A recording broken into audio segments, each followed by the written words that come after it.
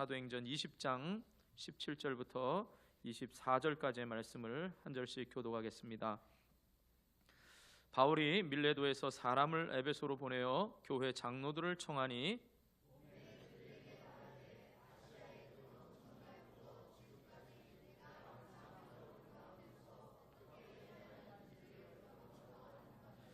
곧 모든 겸손과 눈물이며 유대인의 관계로 말미암아 당한 시험을 참고 주를 섬긴 것과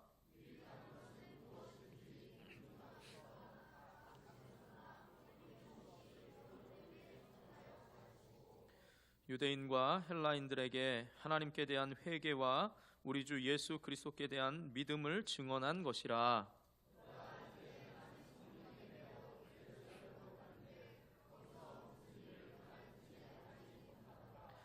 오직 성령이 각 성에서 내게 증언하여 결박과 환난이 나를 기다린다 하시나 내가 달려갈 길과 주 예수께 받은 사명 곧 하나님의 은혜의 복음을 증언하는 일을 마치려 하면은 나의 생명조차 조금도 귀한 것으로 여기지 아니하노라. 아멘. 우리 좌우 앞뒤에 있는 분들 축복하면서 인사를 나누겠습니다. 몸을 들여 헌신하시기 바랍니다. 한 번 더 축복하고 인사하겠습니다. 땀 흘려 수고하시기 바랍니다. 한 번 더 축복합니다. 사랑의 눈물로 행하시기 바랍니다. 오늘 세 가지로 축복했습니다. 피와 땀과 눈물의 사역입니다.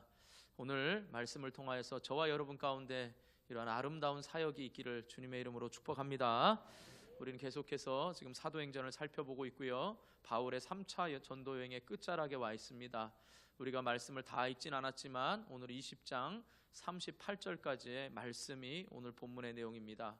바울이 에베소 장로들을 불러서 마지막 고별 설교를 한 내용이 바로 우리가 읽은 본문이고 또 38절까지의 내용인 것입니다.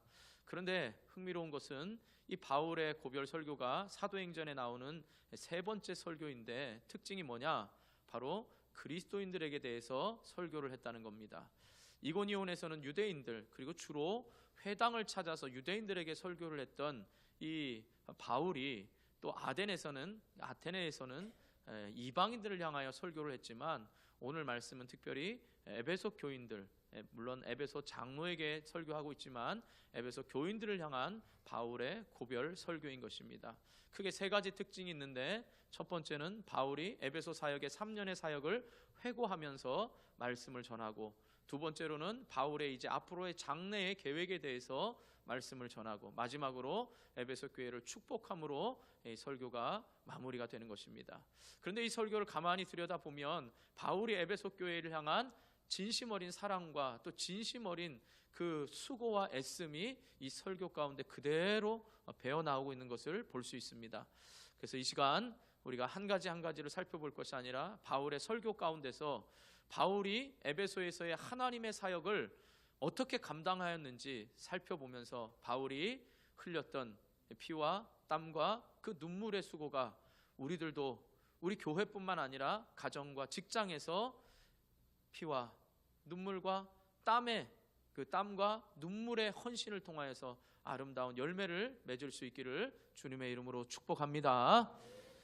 먼저 하나님의 일은 피와 같은 헌신 위에 그 기초가 놓여진다라는 것입니다. 다시 한번 말씀드립니다. 하나님의 일, 즉 사명을 말합니다. 하나님이 하나님의 일을 맡기시려고 인간을 부르신 것이 소명이고 그 부르셔서 맡기신 일이 사명이고 우리는 것을 다른 말로 하면 하나님의 일이다라고 말할 수 있습니다. 그러니까 하나님의 일의 기초는 뭐냐? 피와 같은 헌신 위에 기초가 놓여진다 이 말입니다. 자, 우리 17절과 18절을 한번 보시겠습니다. 17절 18절 같이 읽겠습니다. 시작.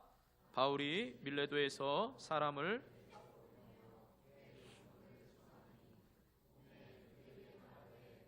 아시아에 들어온 첫날부터 지금까지 내가 항상 여러분 가운데서 어떻게 행하였는지를 여러분도 아는 바니. 아멘. 우리가 지난주에 바울이 드로아에서 이제 주일날 설교를 했는데 그 주일 저녁 집회가 장그마치 10시간 동안이나 철야의 집회가 진행됐다라고 말씀을 나누었습니다. 그 가운데 노예 신분을 가진 유두고라는 청년이 3층 다락에서 떨어져서 그 유두고를 살아난 사건을 우리가 지난주에 살펴보았습니다. 그리고 13절부터 우리가 읽지 않은 16절까지의 내용이 바울이 이제 어떻게 해서 밀레도까지 오게 된 배경을 말씀하고 있습니다. 바울은 그 일행이 함께 왔습니다. 지금 예루살렘에게 연보를 보낼 그 7명의 각 교회 대표의 사람들과 또 빌립보에서는 누가와 함께해서 지금 왔지요. 그곳에서 어떻게 해요? 먼저 배를 타고 일행들은 보내고 바울은 혼자서 지금 앞으로의 사역과 감당하기 위해서 깊은 묵상 가운데 혼자 걸어서 아소까지 내려옵니다. 그리고 아소에서 배를 타고서 이제 미둘레네와 기오와 사모를 거쳐서 밀레도에 이르게 됩니다.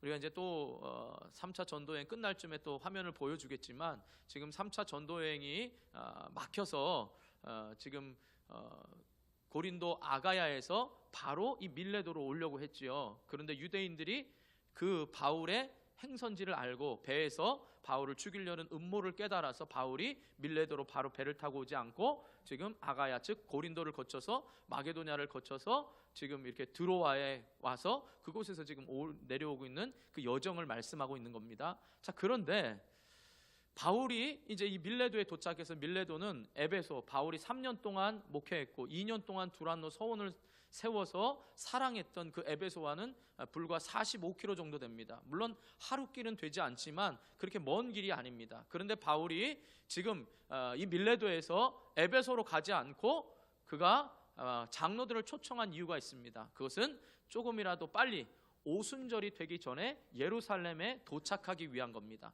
앞서 제가 말한 대로 20장 3절에 보면 바울이 고린도에서 밀레도로 바로 배를 타고 와서 유월절을 지키려고 했습니다. 그래서 밀레도에서 이제 예루살렘으로 가기 위해서 유월절을 지키려고 했지만 유대인들의 음모를 알고 거꾸로 돌아가면서 그 시일이 지나고 유월절부터 지나고 난 7주 뒤에, 그럼 77에 49가 되지요. 그 다음 날이 뭐예요? 오순절, 우리가 말하는 50일이 오순절을 말하는 겁니다. 그 이제 오순절에라도 예루살렘에 가기를 원해서 지금 아시아에서 지체하지 않고 머물지 않기 위해서 바로 장로들만은 초청해서 마지막 지금 고별 설교를 하고 있는 내용이 오늘 본문의 말씀인 것입니다.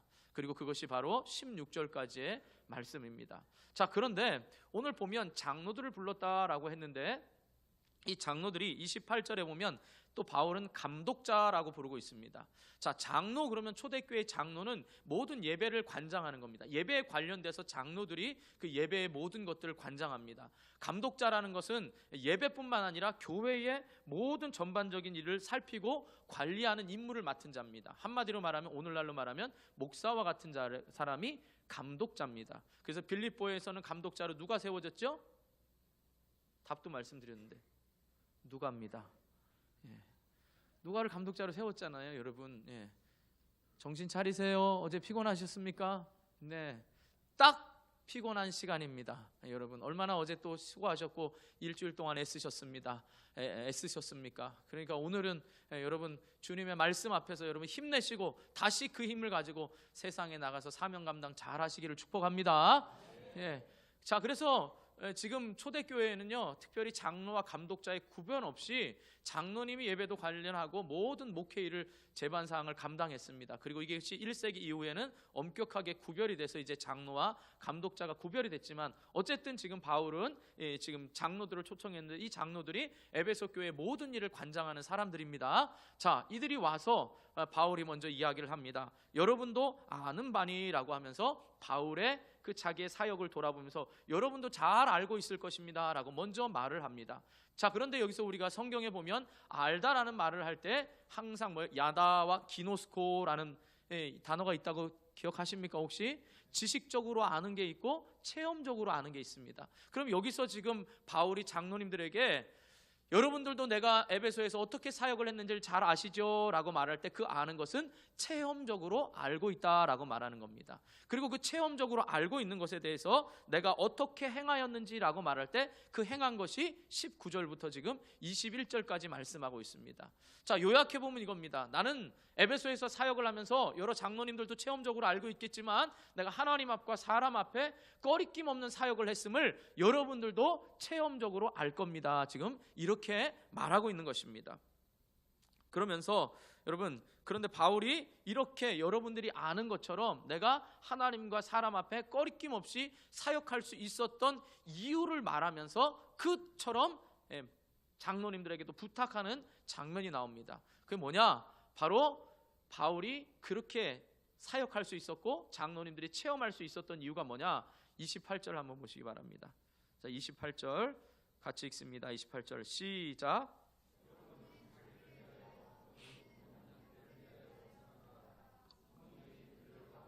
여러분을 감독자로 삼고 하나님이 자기 피로 사신 교회를 보살피게 하셨느니라. 아멘.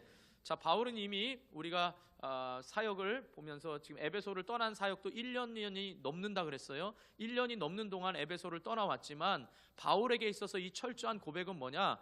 성령 하나님께서 여러분들을 감독자로 세우셨고 교회를 보살피게 하셨느니라 라고 할 때 궁극적으로는 감독자가 세우는 것 같지만 누가 교회를 돌보고 있죠? 성령 하나님이 돌보고 있다는 거죠. 그러니까 여러분들도 그 하나님 앞에서 스스로 삼가해야 됩니다. 그런데 여러분이 할 일은 뭐냐라고 하면 여기서 흥미로운 거 한번 보세요. 우리가 흔히 잘 알고 있는 대로 교회는 누구의 피값으로 세워졌죠? 모르는 분 계십니까? 그럼 지금 알아서면 됩니다. 모르는 분을 위해서 우리 큰 소리로 한번 해보겠습니다. 교회는 누가 피값으로 세우셨습니까?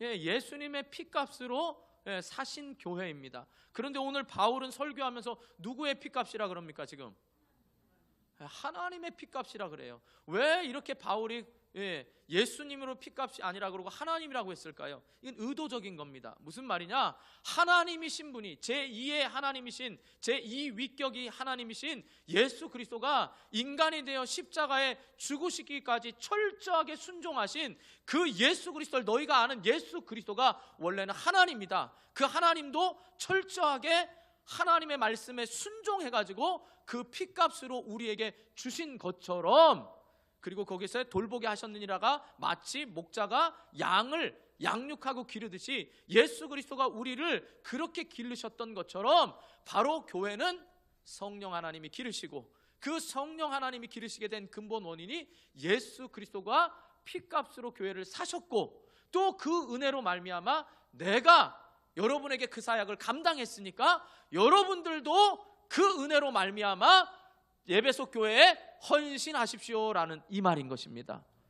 여러분 한번 생각해 보세요. 누군가를 이야기할 때 그분은 하나님이십니다. 그분은 사회적으로 이렇게 높은 분입니다. 그런데 우리가 다 아는 대로 사회적으로 높은 분이 화장실 청소를 하고 주차 봉사를 하고 주방에 들어가서 봉사한다고 할 때 그분이 주차장에서 봉사하는 누굽니다 라고 말하지 않고 그분의 사회적 신분은 이렇습니다. 그런데 이 사회적 신분의 이런 분이 이런 낮은 자리에서 수고하게 된 배경이 뭐냐? 바로 그는 철저하게 하나님 말씀에 순종해서 자기 몸을, 여러분 피값이라고 말할 때 피값은 뭡니까? 피가 없으면 죽습니다.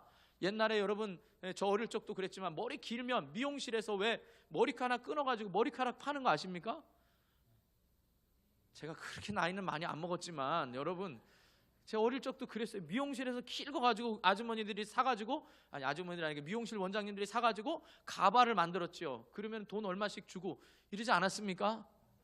머리를 안 길러보셨습니까? 하여간 그렇게 해서 엿을 먹었습니다.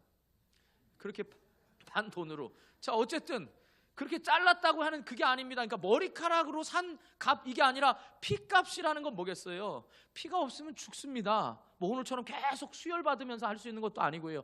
그러니까 피 한 방울을 다 쏟으셨다는 건 예수 그리스도가 십자가에서 그 몸을 온전히 우리를 위하여 주어 내어주심이 되셨다 이 말인 거죠. 그러니까 그 값을 지불하고 우리를 사셨어요. 그런데 이 장로들에게 뭐예요? 뭐를 보살피라는 거예요?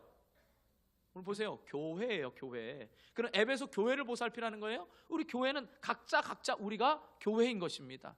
그러니까 에베소 장로들에게 너희가 예수 그리스도가 보여주신 그 피값으로 너희도 구원을 받았고 나도 구원을 받아서 그 구원받은 감격대로 내가 사역을 했으니까 너희도 에베소 교회 한 사람 한 사람을 예수 그리스도가 목자가 양을 돌보듯이 너희도 보살핌이 마땅하다, 이 말인 거지요. 그러니까 여러분, 헌신은 몸을 드리는 거잖아요. 피값이라는 것은 몸을 드리는 것을 피값입니다. 값을 지불하는 겁니다.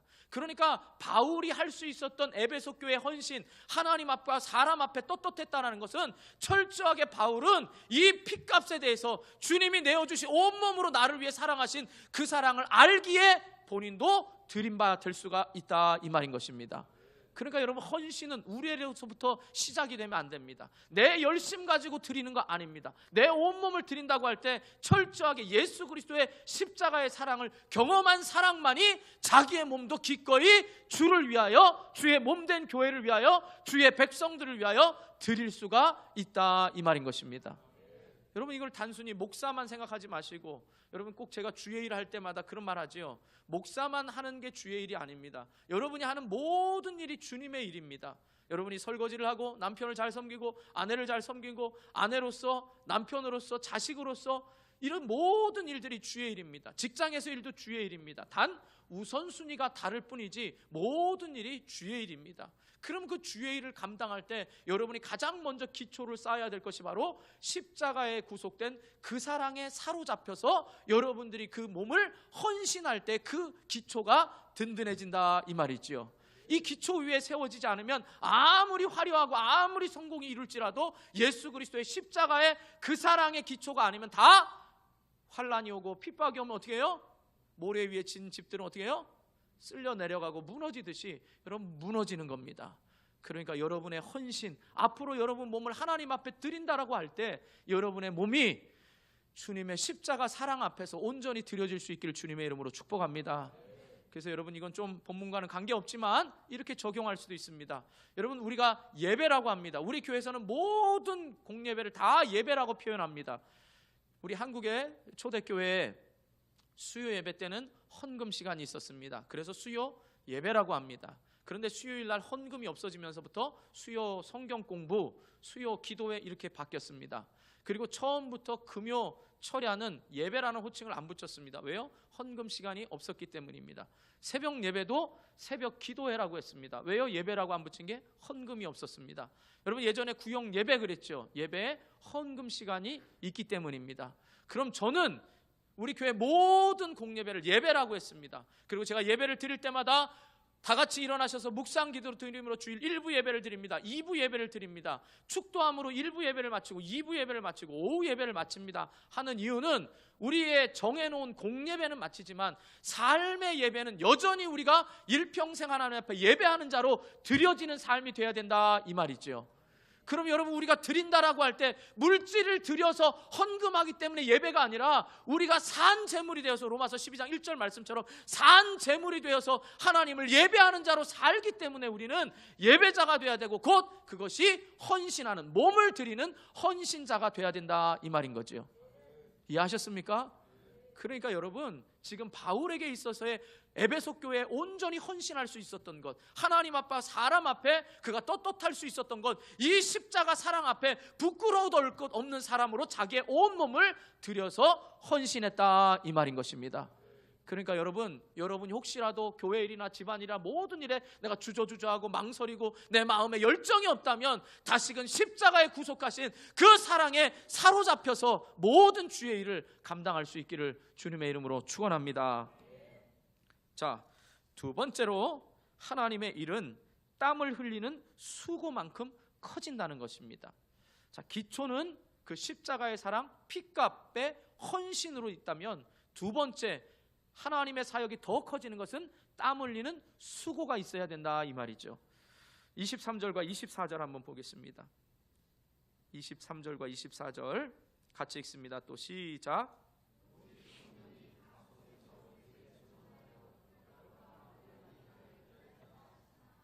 내가 달려갈 길과 주 예수께 받은 사명 곧 하나님의 은혜의 복음을 증언하는 일을 마치려 하면은 나의 생명조차 조금도 귀한 것으로 여기지 아니하노라. 아멘.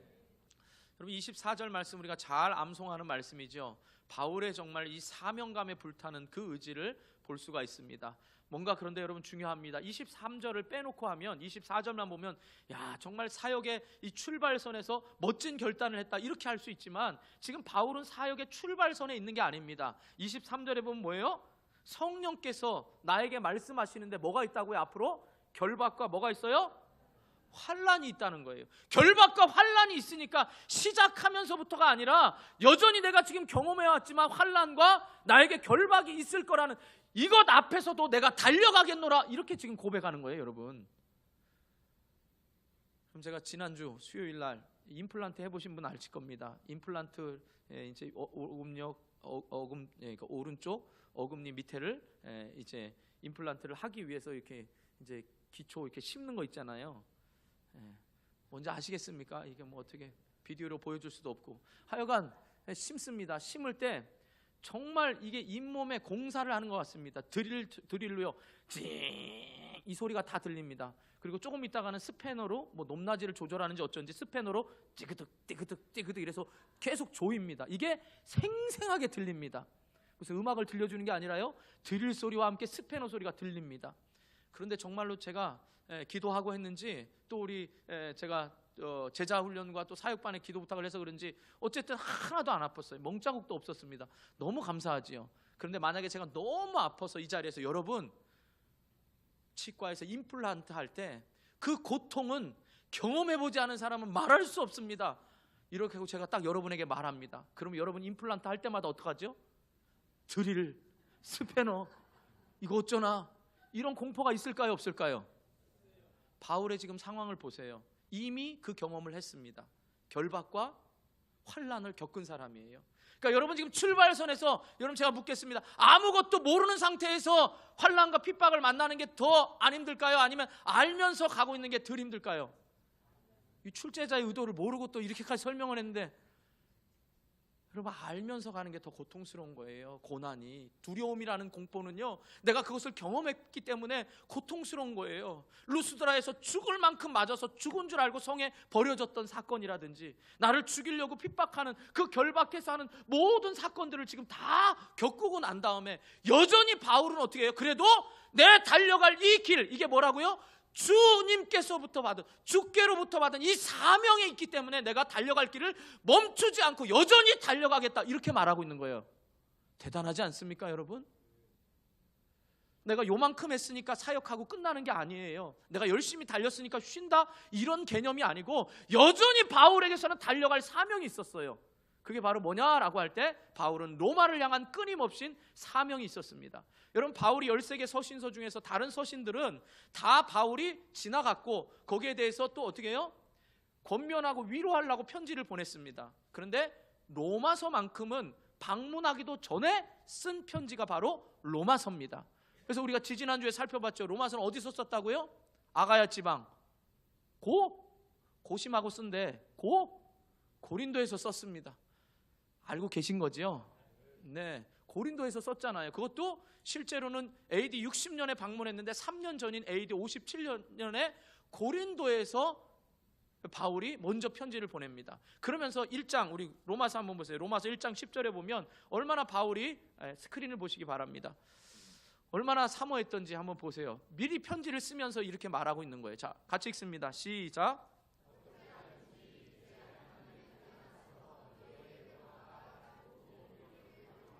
구하노라.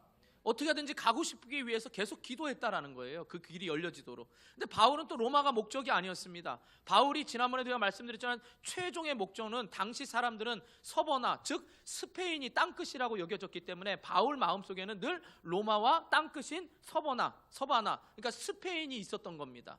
그러니까 바울의 마음속에는 내가 내 생명이 다 아깝지 않은 이유는 하나님이 내게 맡기신 이 사명을 맞춰야만 내가 달려갈 길이 멈출 수 있다라고 이렇게 생각했다는 거지요. 여러분 굉장히 중요합니다.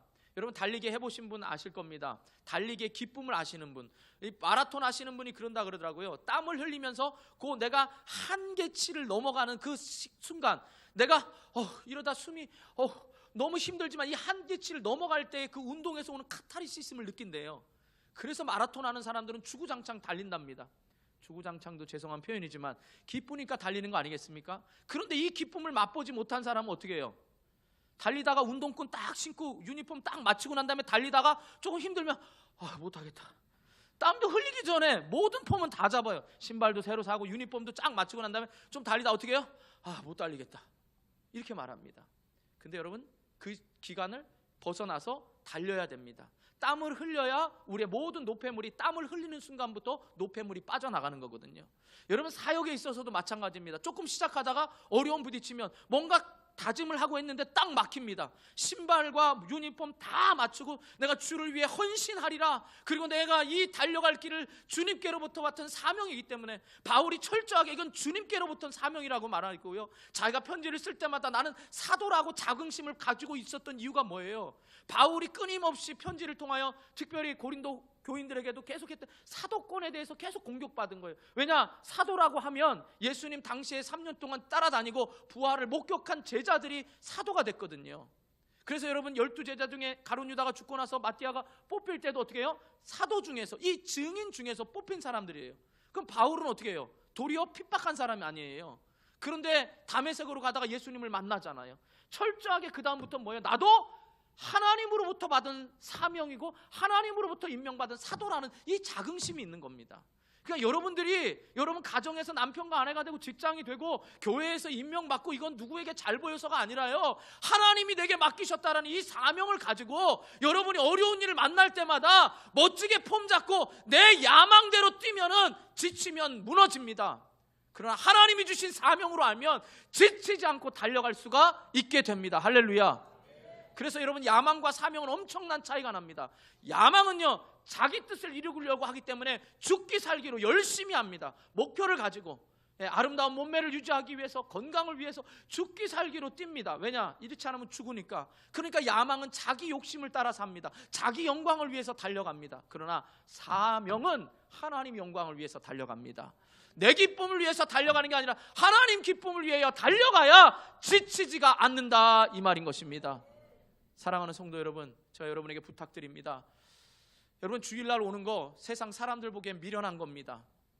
아침부터 일찍 와서 찬양대, 우리 할렐루야 찬양대 9시까지 와서 수고하고 밥도 제일 늦게 먹는 거, 그것도 참 수고입니다. 어쩔 때는 밥이 없어서 라면 끓여 먹고 설 익은 밥 먹을 때도 있고, 이러한 모든 것들이 여러분에게 보일 때는 왜 내가 이 일을 해야 되나 이런 마음이 들 수 있을지 모르겠습니다. 세상 사람들이 볼 때는 여러분 우리를 향해서 미련하다 할 수 있습니다. 왜 집에서 편안히 자지 여기서 자고 있느냐, 왜 시간을 여기서 때우고 있느냐, 이럴 수 있지 않겠습니까?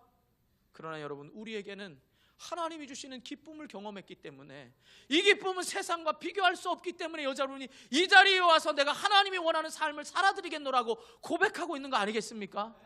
그렇다면 여러분 제가 부탁을 드립니다. 조금만 더 달려보시기 바랍니다.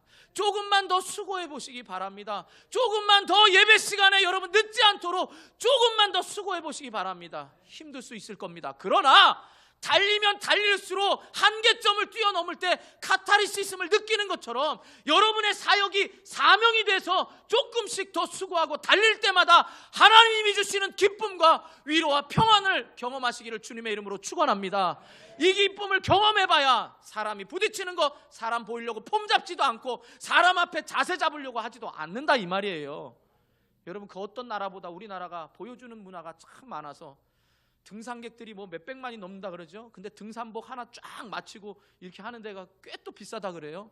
자전거인 동호회가 늘어나면서 자전거도 몇 천만 원짜리가 있다 그럽니다. 별로 안 놀라시죠? 몇 천만 원짜리는 두 손가락으로 든답니다. 다르답니다, 달려가는 게. 여러분 조깅할 때도 조깅화 입고 뭐 다 폼 잡잖아요. 사람들 보여주려고 다 과시하는 게 우리나라가 많다면, 여러분 사역하면서 과시하는 게 아니라 이게 하나님으로부터 받은 사명인 줄 알고 멈추지 말고 달려가실 수 있길 주님의 이름으로 축복합니다. 주님이 부르셔서 이제 됐다 쉬어라 이러기 전까지 여러분에게 맡겨진 이 사명의 열정을 가지고 달려갈 수 있기를 축복합니다. 하나님 여러분을 예배자로 부르셨습니다. 이미 열려진 하늘문을 가지고 여러분에게 은혜 베푸시려고 이 자리에 임재하고 계십니다. 그럼 그 하나님의 임재 앞에 여러분이 조금만 수고해서 조금만 더 일찍 오시기 바랍니다. 저의 과거의 성격은 늦게 오면 문 닫아버립니다. 과거 아주 오래된 일입니다.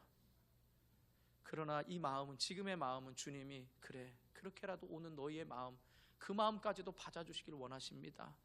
이걸 제가 경험했기에 제 의로 여기 안에서 하나님의 이 고귀하고 이 귀한 말씀을 어떻게 전할 수 있겠습니까? 모든 게 하나님의 은혜인 거지요. 그러니까 여러분의 그 은혜의 손길도 주님 앞에 조금 더 와서 하나님 내가 조금 더 달려가겠습니다, 조금 더 하나님 앞에 가까이 옵니다라는 이 조금 더의 수고가 여러분들에게 말할 수 없는 기쁨을 누리게 되기를 주님의 이름으로 축원합니다. 마지막 세 번째로, 하나님의 일은 사랑의 눈물을 통해 열매를 맺게 된다라는 것입니다. 여러분, 사역, 하나님의 사역, 사명의 기초는 피값의 헌신이라고 말씀드렸습니다. 그게 풍성해지는 것은 똑같은 일이지만 조금 더 달려가고 멈추지 않는 수고를 통해서 더 풍성해집니다. 마지막 열매를 맺기 위해서는 눈물의 사랑이 있어야 되는 것입니다. 사랑의 눈물을 통해서 바로 열매를 맺게 된다라는 것이죠. 우리 31절 한번 보시기 바랍니다. 31절 같이 읽습니다. 31절 시작.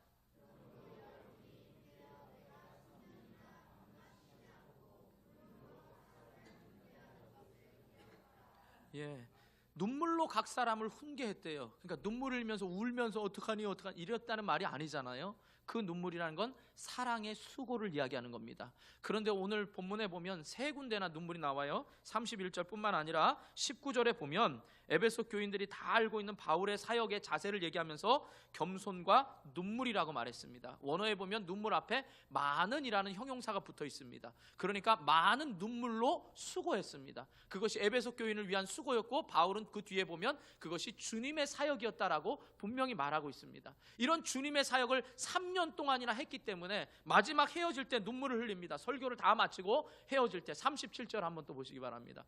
37절 같이 읽습니다. 시작.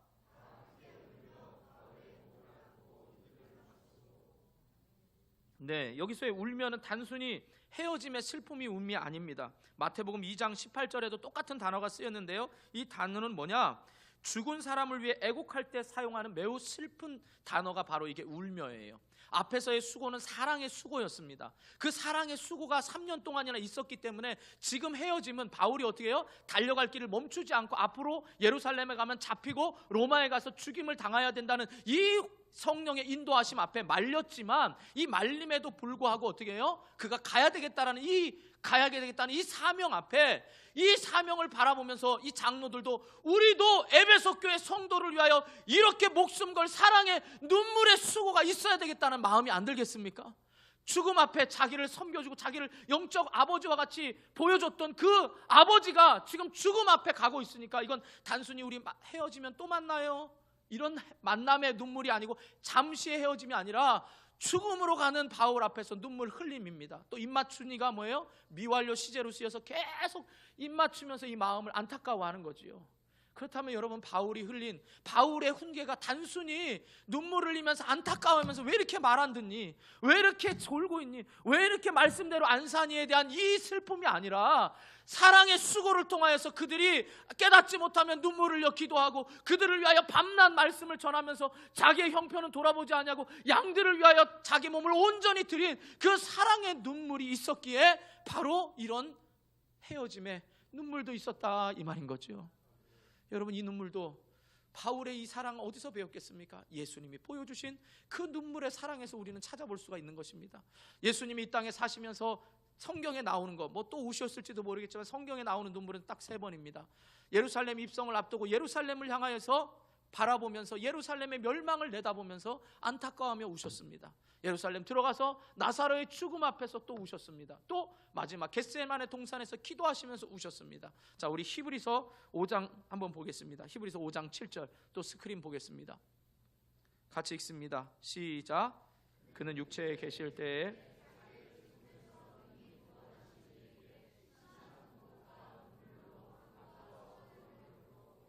그의 경건하심으로 말미암아 들으심을 얻었느니라. 아멘. 자, 예수님이 육체에 계실 때 우셨대요. 이건 겟세마네 동산에서 기도하시면서 운 건데, 겟세마네 동산에서 아버지 아파서 어떡해요, 이게 두려움에 대한 눈물이 아니에요. 아직도 깨닫지 못하고 있는 제자들과 아직도 영적으로 죽어있는 많은 유대인들과 이방인들을 향하여서 주님이 그 십자가의 사랑의 눈물의 호소를 통하여서 하나님, 저들의 죄를 알지 못하고 저들을 구원해달라는 그 사랑의 눈물, 그 십자가의 눈물 앞에 주님이 울고 계신다, 이 말이죠. 여러분, 바울도 이 십자가의 길, 이 전도자의 사명의 길 가지 않으면 굳이 눈물 흘릴 일이 없습니다. 밤새도록 마지막 여러분 드로아에서 그 주일날 밤에 헤어지기가 아까워서 10시간 동안이라 드로아에서 말씀을 전파하는 그 열정과 그 사랑이 다 어디에서 나왔겠습니까? 그는 눈물로, 그 사랑이 눈물의 사랑이었다, 이 말인 거죠. 여러분, 우리 사역하면서 여러분, 말로 가르치기는 쉽습니다. 어른이 아이에게 가르칠 때도 말로 가르치기는 쉽습니다. 하지마 이럴 수 있습니다. 그러나 그 아이의 그 모습이 변하지 않는 것을 위하여 눈물 흘려 기도하며 그 아이가 변할 때까지 눈물 흘리며 사랑의 씨를 뿌려본 자들만이 그것을 기쁨으로 거둘 때에 내 눈물의 그 기쁨을 알 수가 있는 것입니다. 여러분, 우리 흔히들 얘기하죠. 고생해 볼 사람들 뭐라고 말합니까? 눈물 젖은 빵 안 먹어본 사람은 뭐 말하지 말라 그러잖아요. 여러분, 눈물 젖은 빵 드셔보셨습니까? 눈물 젖은 빵을 먹어본 사람만이 그 눈물 젖은 빵을 먹고 있는 사람을 위로할 수 있지 않겠습니까? 사랑하는 성도 여러분, 여러분들이 주의 일을 할 때마다, 헌신할 때마다, 제가 교회 일에 국한하지 않습니다.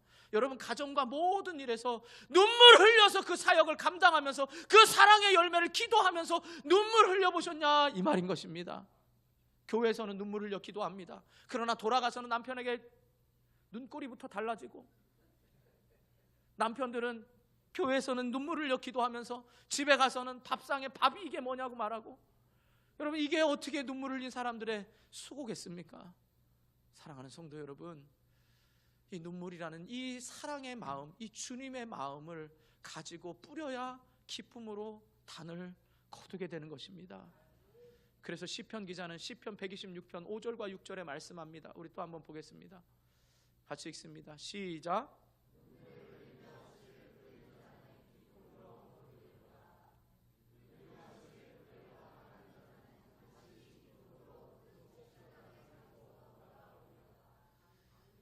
여러분, 먹을 것이 없어서 울면서 이거 없으면 어떡하지 이러고 뿌렸다는 얘기 아닙니다. 사랑의 마음으로 뿌려야 기쁨이 돌아온다, 이 말인 거죠. 사랑하는 성도 여러분, 우리의 사역의 기초는 주님의 십자가 사랑에서 시작되었습니다. 저와 여러분의 만남도 십자가 사랑이 아니면 안 됩니다. 우리 교회가 양적으로 부흥하고 있고 성숙하기 위해서는 여러분들의 조금 더의 수고와 노력이 다른 사람에도 편안함을 줄 수 있는 겁니다. 어제 청소하는 분들, 또 식당 봉사하는 분들 다 힘든 줄 압니다. 2명이 와서 이 넓은 데를 청소하고 1명이 와서 어떤 때는 다 하고, 어떤 때는 그러면서 여러분 있는 이 모든 것들이 여러분이 편안함 가운데 있지만 이 모든 사람의 사랑의 눈물과 수고가 있기에 우리가 지금 이 자리에서 편안하게 있다, 이 말이죠. 이게 교회뿐만 아닙니다. 부모님들의 사랑의 수고가 있기에 여러분과 제가 있는 거 아니겠습니까? 여러분들의 눈물 어린 기도가 반드시 자녀가 하나님께로 돌아오는 것을 눈물로 기도한 사람만이 그것을 믿지 않겠습니까? 그렇다면 사랑하는 성도 여러분, 우리의 눈물은 영원한 눈물 아닙니다. 여러분, 지금도 눈물 흘리고 있다고 내가 언제까지 눈물 흘려야 되냐고 여러분 한탄하지 마시기 바랍니다. 주님이 반드시 그 눈물을 닦아주시고 우리에게 면류관을 씌워줄 것을 기대하시기 바랍니다. 그래서 요한계시록 여러분 보세요. 21장 4절 또 스크린 보시기 바랍니다. 같이 읽습니다. 시작.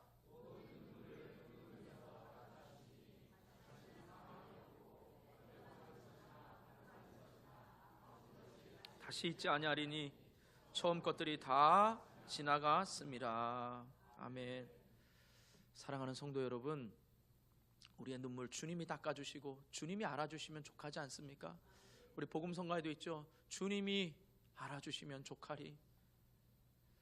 그렇게 말하면서도 우리는 사역하면서 얼마나 많은 사람들에게 사람 소리를 듣습니까? 얼마나 많이 우리는 일하면서도 주님께 대한 영광보다는 사람에게 받는 칭찬을 받지 못할 때 얼마나 섭섭할 때가 많습니까? 그러나 바울의 이 모든 수고, 바울의 이 고별 설교가 그리스도인들을 향하여 목회자와 같은 그 장로들을 불러놓고 너희도 알지 않냐? 체험적으로 3년 동안 내가 어떻게 했는지 알지 않냐? 우리의 모든 수고는 그 십자가 사랑부터, 나는 오히려 핍박하던 자였다. 너희는 오히려 세례 요한의 세례만 알던 자 아니냐? 그런데 너희가 예수님의 세례를 알았으니까 너희가 그 사랑으로 사역해야 되지 않겠냐? 너희 몸을 드려야 되지 않겠냐? 내가 달려갈 길을 멈추지 않고 내가 아직도 로마와 스페인이 남아있던 것처럼 내 사역이 앞으로 이렇게 남아있다. 여러분의 내 사역도 고난이 있고 핍박이 올 거다. 그래도 우리가 달려갈 길을 멈추지 말고 하나님께로부터 받은 사명을 다해야 되지 않겠냐? 그리고 내 뜻대로 안 되더라도 사랑의 눈물을 흘리면서 그 연약한 성도들이 장성한 분량에 이르러 또 다른 지도자가 될 때까지 그 사랑의 눈물을 아끼지 말고 흘려야 되지 않겠느냐라고 이렇게 말하고 있는 거 아니겠습니까? 사랑하는 성도 여러분, 오늘날 저와 여러분과 한국교회는 그 앞선 1세대의 사랑의 눈물과 헌신이 있었기에 이 자리에 있는 것입니다. 거저되는 거 아무것도 없습니다. 여러분, 우리가 막연하게 행복을 누리려고 하지 마시고 우리 교회가 그 십자가의 사랑의 터 위에서 조금 더 수고하고 헌신하는 그 위에서 조금 더 사랑의 눈물을 흘릴 줄 알아서 말로 책망하고 말로 가르치는 게 아니라 사랑의 눈물이 있는 사람들을 통하여서 성장하고 성숙해 될 수 있기를 주님의 이름으로 축복합니다. 그래서 주님이 우리에게 향하신 면류관, 주님이 알아주시면 족하리, 주님이 알아주시면 족하리라고 말하면서 제가 말씀 가운데 계속 여러분 제 마음이 아파서 울면서 계속 제가 항변하면서 설교를 한다면 여러분 얼마나 불행합니까? 제가 누구를 책망하면서 누구를 한다면 여러분 얼마나 불행합니까? 그러나 제가 이렇게 말할 수 있는 건 하나님이 제게 맡기신 이 사명을 여러분에게 최선을 다해서 꼭꼭 씹어서 전해드리려고 몸부림치고 있는 과정 아니겠습니까? 제가 우리 성도들에게 늘 강조하지 않습니까? 우리 교회에서 제가 토요일 날 볼 때마다 어르신들이 그 힘든 가운데 여러분이 판 다 닦고 많지도 않은 인원이 이 비전호를 닦아가면서 이 자리에 앉은 사람, 이 자리에 앉은 사람 한 분 한 분을 향해서 하나님의 은혜의 자리가 되겠라고 기도하면서 닦고 있는 그 권사님들의 수고와 아무도 보이지 않지만 주변 환경을 정리하면서 우리 교회가 바람 불면 다 우리 교회 앞으로 낙엽도 모이고 쓰레기도 보이지만 그걸 다 치워내는 그 한 분 한 분의 보이지 않는 사람들, 주변의 쓰레기장을 여러분 분리수거하는 거 아무렇지도 않게 생각하지 않으면 안 됩니다. 분리수거 안 되고 쓰레기통에 버린 것들을 일일이 장갑을 껴가면서 분리수거하는 그 한 사람들의 눈물 어린 수고를 통하여서 여러분 우리가 이 자리에 있다면 목사인 저는 여러분 그렇게는 하지 못할지언정 말씀 하나하나에 기도 하나하나에 여러분들이 아직도 영적 어린아이와 같은 성인 아이가 돼서 여전히 져달라고 하고 여전히 울고 있고 여전히 목사님 알아주라고 하고 여전히 기저귀 채워달라고 하고 울고 있는 그분들을 향하여 눈물을 흘리며 기도하며 하나님 앞에 믿음으로 바로 서서 우리 교회는 하나님만이 영광 받으시고 예수님만이 주인 되시고 성령이 이끌어가기는 이 성경적인 교회를 위하여 함께 힘쓰고 몸부림치는 거 아니겠습니까? 여러분 이 자리에 와서 똑같이 성도들 간에 그 전에 경험했던 대로 싸우고 그 전에 경험했던 대로 시기 질투하고 그 전에 경험했던 대로 똑같이 한다면 새로운 분들이 와서 이 교회도 똑같네라고 말할 때 이 교회를 향한 기대가 어디에 있겠습니까? 사랑하는 성도 여러분, 바울의 이 설교처럼 우리 장로님과 중직자들, 우리 장구산과 원당동에서 지켜오신 여러분들, 새로운 분들이 아직 어리고 영적으로 어린아이일지라도 또 여러분의 신앙이 아직 어린아이일지라도 눈물의 사랑으로 심어서 우리 모두가 하나님 앞에 성장하고 성숙해 갈 수 있는 그런 아름다운 교회가 될 수 있기를 주님의 이름으로 축원합니다. 기도하겠습니다. 우리 말씀 생각하면서 기도합니다. 하나님, 내 안에 먼저 십자가의 사랑을 충만하게 해 주시옵소서. 내가 힘든데 힘들다고 여러분 말할 수 있습니다. 힘든 거 압니다. 그런데 그 말을 힘들다고 내뱉으면서 다른 사람의 사기까지도 꺾어서 야 오늘은 추우니까 달리기 하지 말자, 야 오늘은 내 패션이 마음에 안 들어, 오늘은 앞길에 웅덩이가 있어, 오늘은 비 왔네 뛰지 말자, 이런 말 한마디가 다른 사람에게도 여러분 같이 달려갈 길을 멈추게 하는 말이 아닌지를 생각해 보셔야 됩니다. 그래 다른 사람이 안 했어도 하나님이 내게 이 일을 맡기셨으니까 내가 조금 더 뛰어야지, 내가 조금 더 수고해야지. 2명이 오고 1명이 와서라도 그 마음 가운데 그걸 최선을 다하고 있다면 하나님이 얼마나 기뻐하시겠습니까?